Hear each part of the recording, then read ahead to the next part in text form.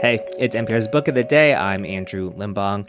When you and your sibling decide to do something bad together, a bond forms. You are more than just siblings now, you are partners.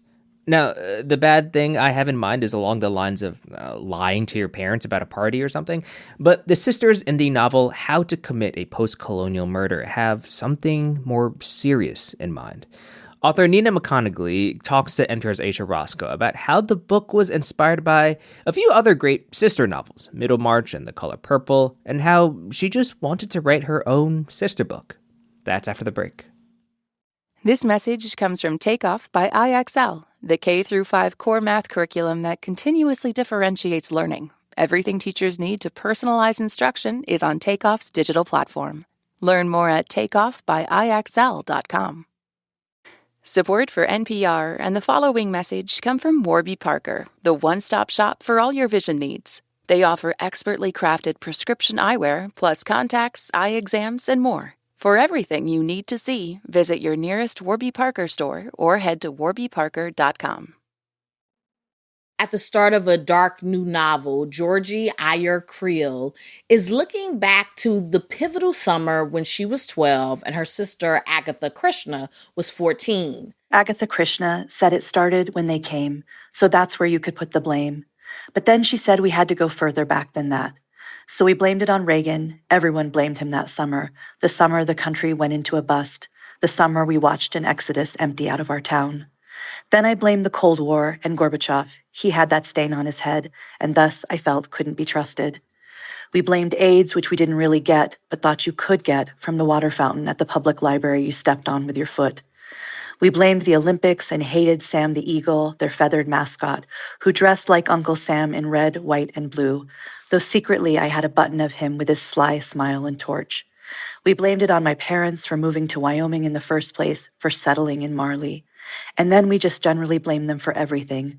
We thought they shouldn't have married, that they shouldn't have mixed us up, shouldn't have made us halfsies. So the sisters ultimately settle on blaming the British, though acknowledging it's their Uncle Vinny, or Vinny Uncle, who'll pay. How to Commit a Postcolonial Murder is the debut novel of Nina McConigley, who's with us now. Welcome to the program. Thank you for having me. Before we dive into talking about your book, I do need to let the listeners know that we will be discussing sexual abuse. That's at the root of why these sisters decide to take action. Tell us more about Georgie and Agatha Krishna and how their Indian-born mother ended up in Marley, Wyoming. Yeah, in the book, the girl's mother has met their father traveling, and he is a petroleum geologist. And as many people know, Wyoming is dependent on the oil and gas and energy industry. And so they try to make a life there, though for Georgie and Agatha Krishna's mother, it's a difficult transition. Because they're like some of the only brown people in town and some of the only Indians in town, right? Absolutely. And that is very similar to my growing up. I grew up in Wyoming, and we were definitely some of the only brown people and Indians in town through my whole life and even now. For Georgie, the book starts with her addressing the reader, the audience, and kind of anticipating their assumptions about Indian Americans, like whether they eat meat, the girls do, what their religion is. They're not Hindu or Muslim, they're Christians. Why lay it out that way? Is Georgie trying to get it out of the way for the story that she really needs to tell? I feel so. You know, as a biracial author, I felt like a lot of people want a certain story from you when you're a writer of color. I think I really wanted to subvert that when I wrote this book. And so for that reason, I thought, why not just get it out of the way? Like, let's talk about mangoes and food and religion and poverty and saris and all the things people want to see in an Indian novel.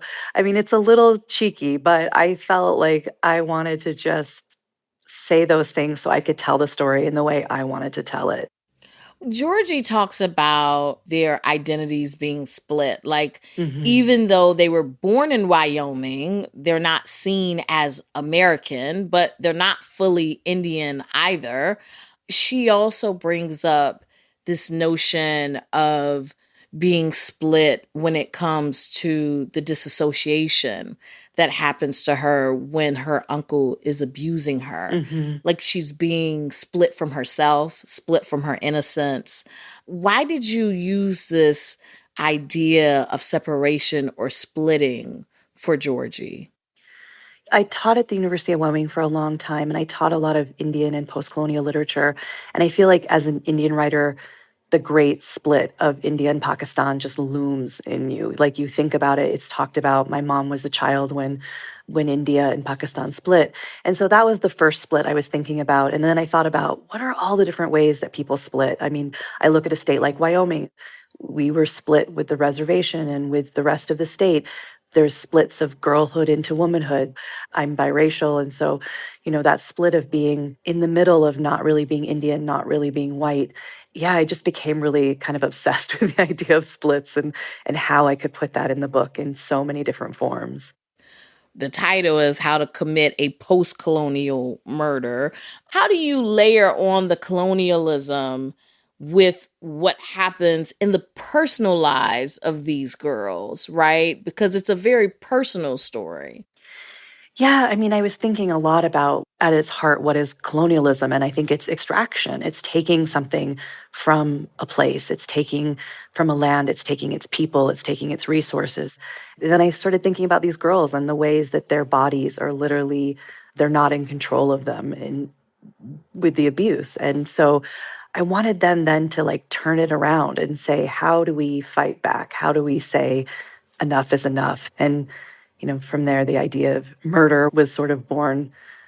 I've never killed anybody in real life or done anything like that. Yes, yeah, that's good to make clear. I mean, the girls actually, they plan to poison Vinnie Uncle with antifreeze, but then they delay it for a month or two to let him go to a Van Halen concert. Are they really holding off because they're conflicted about their plans?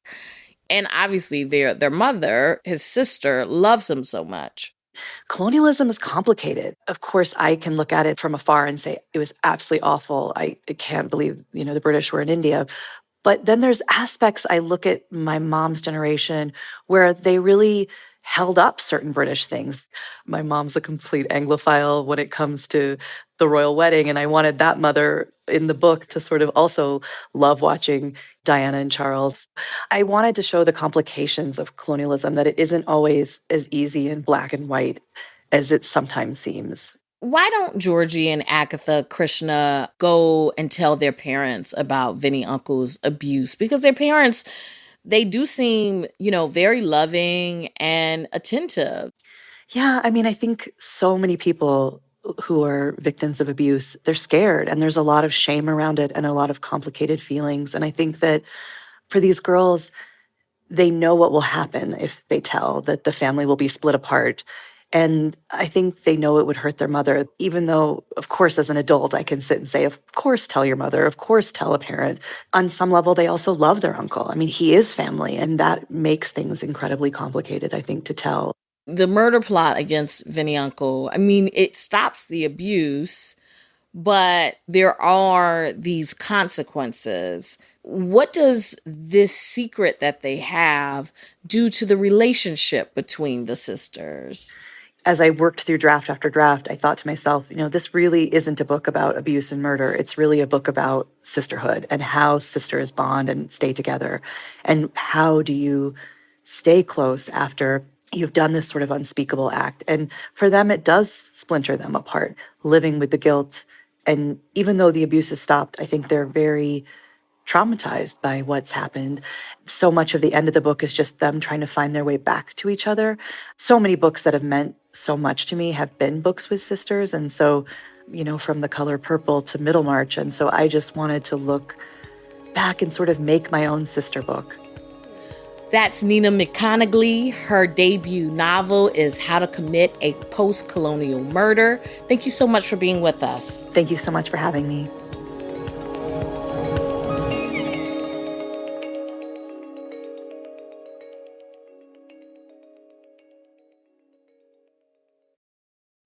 This message comes from IXL, an award-winning online learning platform helping kids learn with instant feedback. Get IXL now. Receive an exclusive 20% off IXL membership when you sign up today at IXL.com/NPR.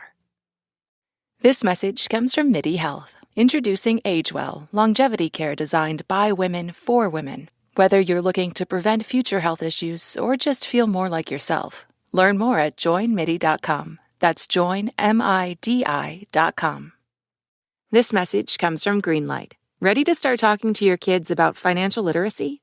Meet Greenlight, the debit card and money app that teaches kids and teens how to earn, save, spend wisely, and invest. Start your risk-free trial at greenlight.com/NPR.